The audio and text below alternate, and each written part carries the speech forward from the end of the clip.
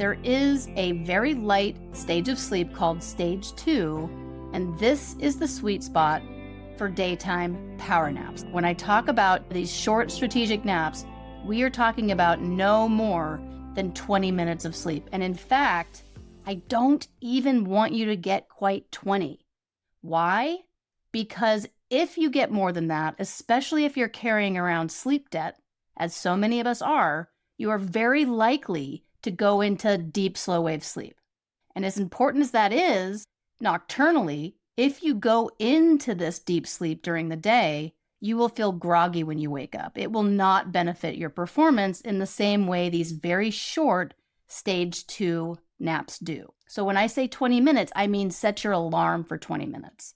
And then if you sleep for 18, great. If you only sleep for 6 or 7, great. Because it turns out that the brain doesn't need more than about 6, 7 minutes of sleep or so. 10 is great to get these massive cognitive performance boosts. It's better than drinking caffeine. It's even better than exercise in some cases. My Harvard advisor used to go into his office every day, close the door, and come out 30 minutes later. So for me, I was thinking, wow, this guy's a genius. If I want to be that good at what I do, I should be napping. Napping really is incredibly good for performance. And if you're somebody who wants to try these 20-minute naps, you might want to try what's known as a caffeine nap. And it's not like you take the nap, wake up, and drink some coffee. It's actually the opposite. You're going to consume the caffeine first, then take the nap, with the idea that as you're waking up and starting to get the full benefit of the nap, you're also getting the benefit of the caffeine. They're additive, and they very much help you with performance. And that's one of the things you can do if you're just sleep deprived and exhausted, but you have to perform on a given day. So you take this power nap, you set your alarm for 20 minutes, you sleep for a few most likely. By the way, especially people who say, oh, I'm just not a napping type, I've never been able to nap. That's true for about 20% of people who say that, but the other 80%, if you have them laying down at about the same time each day, and ideally in the same location, they start to sleep. But remember, stage 2 sleep is so light, you may not even be aware you've fallen asleep, and that is okay. If you get into that stage 2 for just a few minutes, it's incredibly beneficial. This is one of the ways you can chip away at that sleep debt. And I mean either building in a 20-minute nap in the afternoon as often as you can, and or taking the occasional 90-minute nap to help your brain dump some of that sleep debt.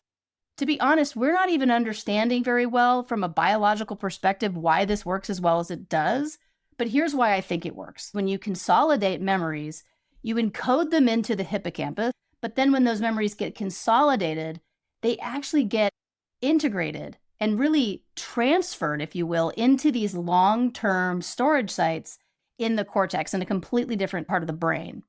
So the hippocampus, it may almost get saturated or fatigued after you've been up for one half of the day. Think about it. You're at school, you're busy, you're navigating all sorts of stuff, you're being bombarded with incoming information. And by the time it gets to about noon or 1, like right around lunchtime, your hippocampus may be fatigued.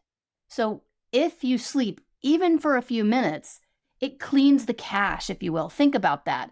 It wipes it clean because the information that's being stored in the hippocampus gets moved to a different part of the brain. So then when you wake up, the hippocampus is clear again and it's ready to take in new information. It's the only way we can really make sense of just why napping, even for these very brief amounts of time, are so beneficial for performance, because we see people having like a 2.5-fold jump in almost any kind of performance we can measure if they take these really brief daytime naps. It's sort of surprising it helps that much, but it does. So naps really are something that I wish we could get the world to build into people's sort of daily rhythm. And the last thing I'll say about that is if you are one of these people who just can't fall asleep, or you just know that your environment isn't going to allow for that, I want you to engage in the next best thing, which I call sleep proxies. And these are just other ways of taking the brain offline, right? Like you're all online right now, you're listening to me, your brains are switched on, you're encoding information. When you take them offline, the gold standard offline brain state is sleep, but the next best thing is meditation, doing a relaxation exercise, getting out and taking a reflective walk, getting some exercise, listening to some music, but taking the brain off task for a while, because when you do that, it flips it into consolidation mode and the networks change in the same type of way. So it's not quite as good as sleep, but it's almost as good. So if you can't nap for one reason or another, try to engage in one of these sleep proxies.